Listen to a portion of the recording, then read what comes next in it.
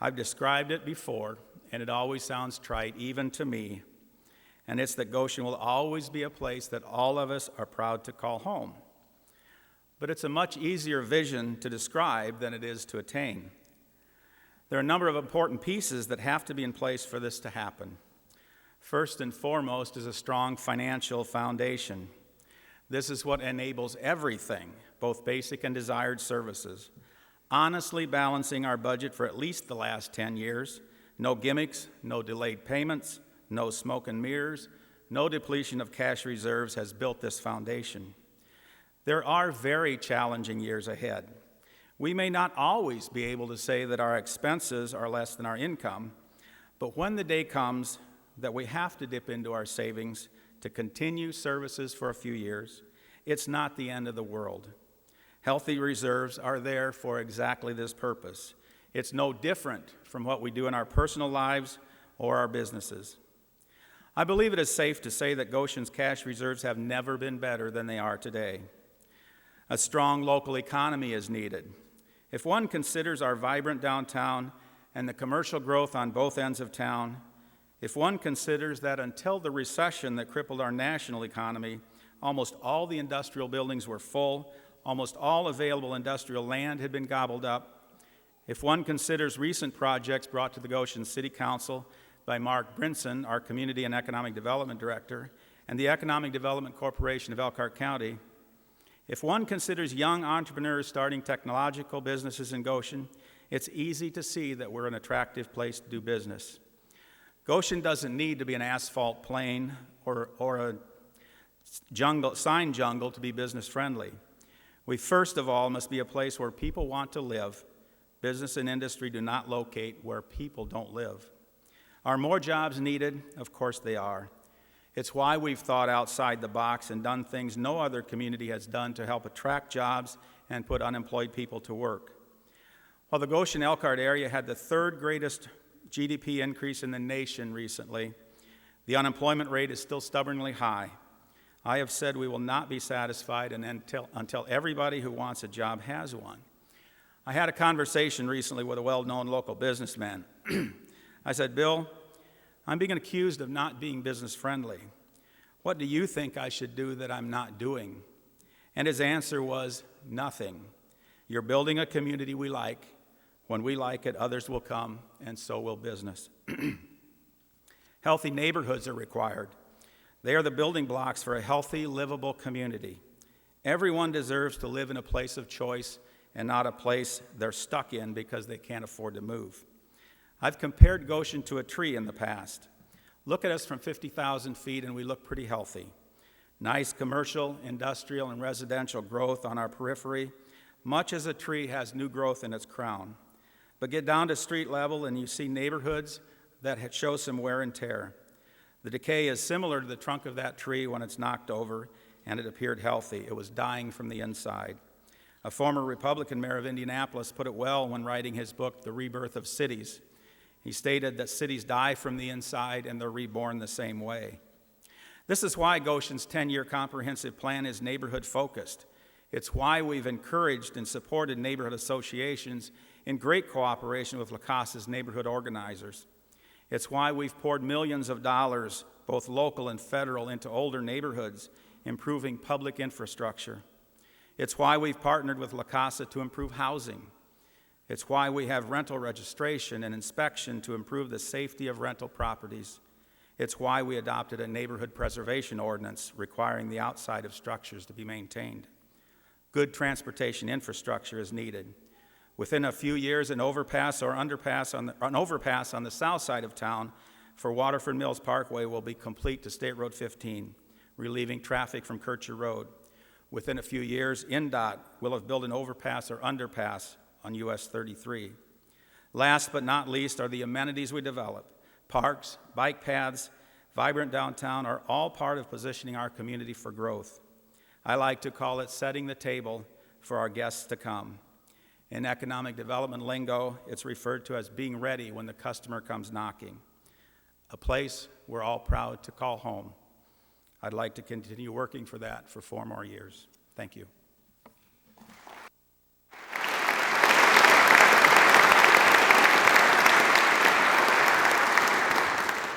Thank you, Alan. Again, we would encourage you, if you have questions in response to statements you've heard, questions that you formed before you arrived today or that you form during the course of the discussion, we would encourage you to get one of the postcards or 3x5 cards, hand them to an usher, they'll be passed down, and then we will continue to forward those questions for the candidates.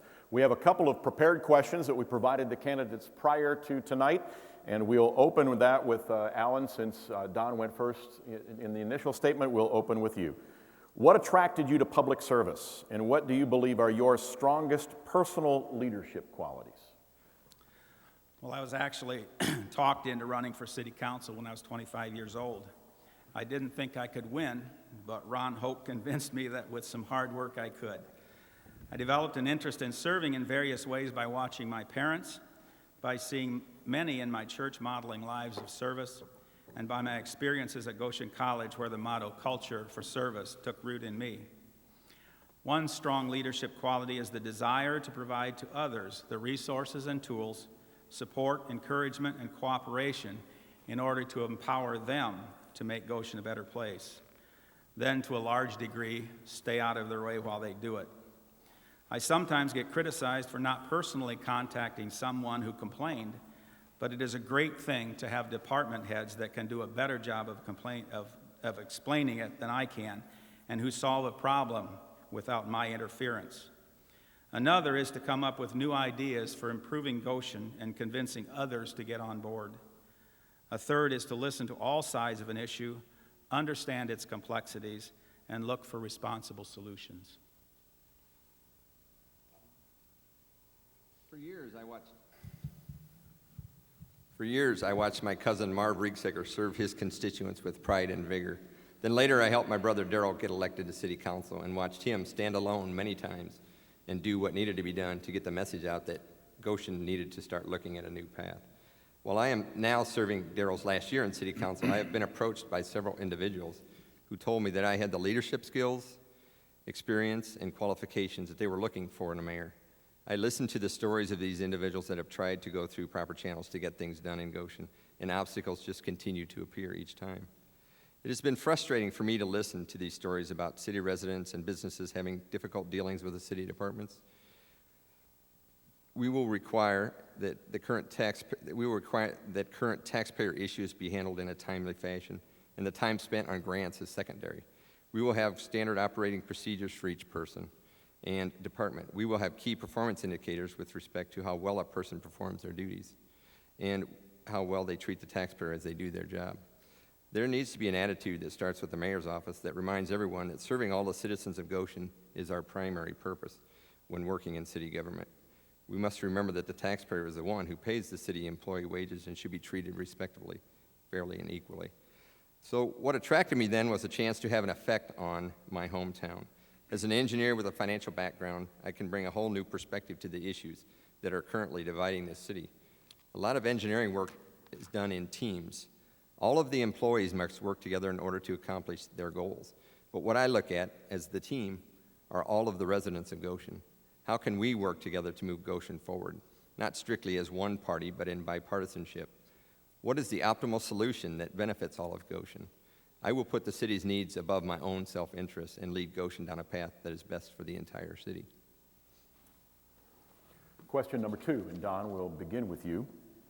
What advantages do you believe a college brings to a community, and how would you cultivate the partnership between the city of Goshen and our hosts, Goshen College?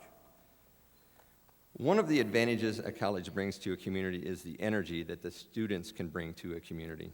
Many times, the studies completed to facilitate community projects are derived from the collegiate community.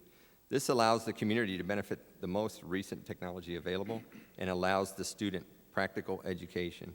We should utilize the college to develop a survey system for the residents and college students to find out what is important to the community so more voices can be heard.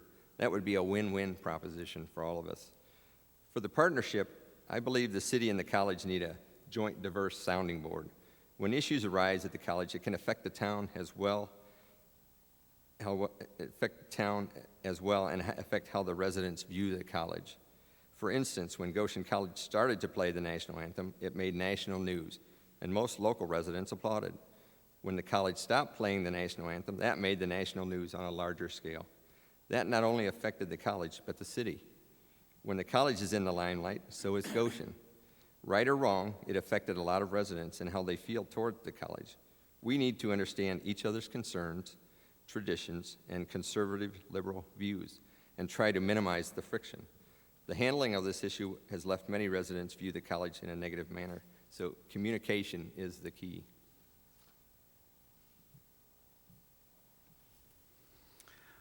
Well, first of all, there's a huge economic impact. Income earned by employees pay taxes, local taxes, and support local businesses. I don't even want to think how Goshen would suffer financially and culturally if this college left. Students bring disposable income that helps the local economy. Many graduates stay in the local area, starting technology companies, becoming social workers, teachers, nurses, doctors, accountants. And in the case of Goshen College, staff and students are involved in a variety of volunteer positions. At least one Republican candidate intends to make an issue of the fact that too many of the Democrats are connected to Goshen College. Actually, those connections have worked well for Goshen in recent years. More council members value civil discourse, consensus, respect for one another, and tolerance of differences as they represent their constituents. Goshen College graduates are also a big part of the administration of Goshen Community Schools, our health system, and our business community, bringing these same values to work in those fields. I think we've done a pretty good job of cultivating a relationship already. We're tapping Goshen College-related people for committee, board, and commission responsibilities. I do just about anything within reason that President Brenneman asks me to do. Finally, I know both of you well enough to know this is easily the most difficult question that you will have to answer tonight, because many of you, like a Lay's potato chip, could not pick just one. However, the question is this. We all know there are many issues to discuss and address in our community, but if you had to pick one issue to place at the top of your priority list, what would it be? Alan? Well, you're right, Vince, that was a tough question. And I'm not sure if I took a dodge on this one or not, but there is one big priority that I see overarching all others. I alluded to it a little earlier, and that is what Goshen's appearance is to residents and industry we hope to attract. It begins with satisfying ourselves that we're living in a good place. If we like Goshen, so will others. People don't move to communities that aren't thriving, both physically and socially. And businesses don't come to where employees don't want to live. Build it and they will come is not idle talk. There is no one thing that we can laser in on to make this happen. It's a holistic approach to building community. Don? The 11.6% unemployment figure is my priority. The newest unemployment figure at 11.6% in Goshen is unacceptable, and there's a warning that very hard times are ahead if we don't change course. My administration will make it a priority that new jobs are wanted. We do not have a reputation of being business friendly. Just what does that mean? It means that we make businesses jump through hoops and loops to build or expand their businesses. It means that sometimes we don't act like we really want them here. It means that we think so much of ourselves that we don't understand that we are competing in a global market for each and every job. And as special as Goshen is, we must resist the urge to think everyone wants to work and or live here just because we do. I heard story after story about businesses that have built here and built in other cities in Indiana, and they say this was one of the most difficult places to build. This administration has on more than one occasion been asked to be more helpful, courteous, and friendly to businesses locating here, and instead of responding to the criticism with changes, they stand firm in the belief that we don't have a business unfriendly reputation despite overwhelming evidence. If we don't want $9 an hour jobs or $11 an hour jobs, or that you don't want any more RV jobs in the city, then I guarantee you other communities will take these jobs from us. That is why our slogan is Goshen, open for business. If elected, I pledge to send a strong signal we want our business, and if you come here, you will receive help in getting through the permitting and building process. We will jump through one hoop and have one key contact, and we will do the work of going to department after department. We will have an aggressive local economic development group, and I will make myself available to meet with all segments of business to get continual feedback as to how we are doing and what we could be doing better. Without new businesses, our city will wither on the vine of economic growth and opportunity. I would set up a task force available on a moment's notice to receive any company that is interested in looking at Goshen as a possible site to set up their operations. This group will consist of the mayor, business executives, the chamber president, school representatives, and realtors. These people will assemble to meet the potential company executives and answer any questions that come up during the visit. If we can get people employed, we will have fewer residents that need subsidized housing or low-income housing. I believe a person who has taken care of themselves increases their self-worth in their minds and has a better outlook on life. Everyone in this room knows this is true. Ladies and gentlemen, please express your appreciation to the candidates for the prepared portion of this evening.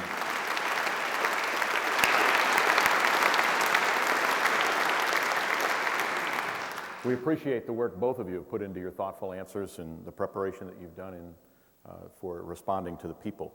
And here is our first question from the audience. It's actually a divided question, part for the mayor and part for Councilman Riesecker. Mayor Kaufman, and somebody anticipated that you wouldn't be able, both of you, to limit it to just one because you get to add three now. Mayor Kaufman, what would you say are your administration's three greatest accomplishments?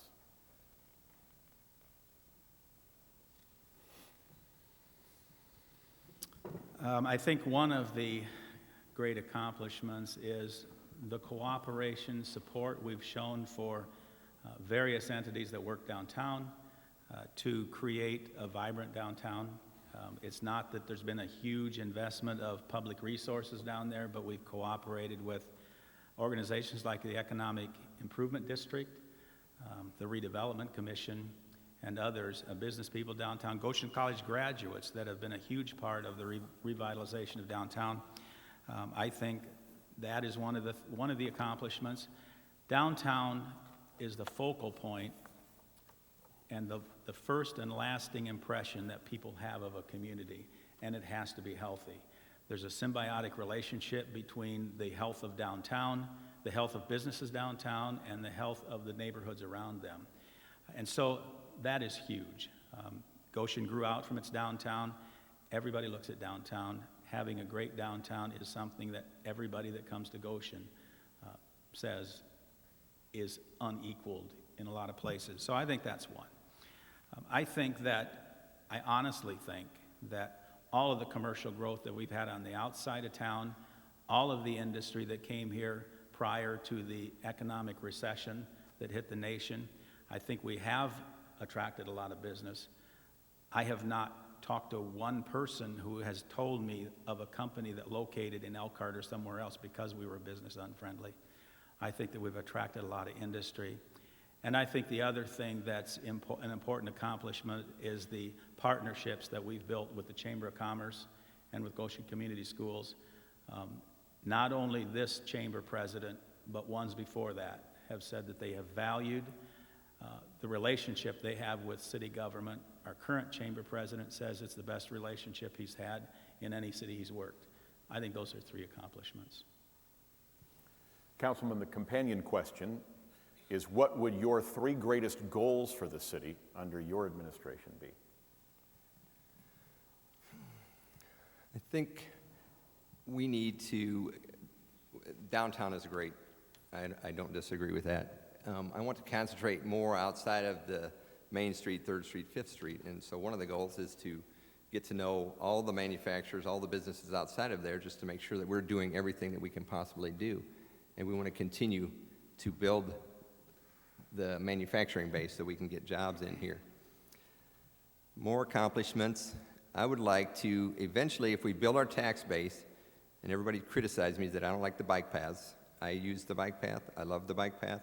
There just seems to me to be a time and a place to build the bike path. And so I would like to, once we build that tax base back up, then finish the bike paths. I think we're just about done, and we just got to connect a couple of roads yet. The third accomplishment that I want to see is Goshen having an economic development connection with Elkhart Economic Development Corporation, and continue to strive and see if we can get some of those companies that aren't looking at Goshen. And we hear, and maybe we hear more stories than Mayor Kaufman does because we're on the opposite side, but we hear stories that we're just not business friendly and they will look anywhere else. So I want to take that perception, and if we can get that accomplished to where people are looking here first, then that's my third accomplishment that I like. Councilman Riegsecker, we'll start with you for the second question. What is your priority, quality of life or the economy? What is more important? Quality of life or the economy? That's Okay. what they're asking. I'm going to say that the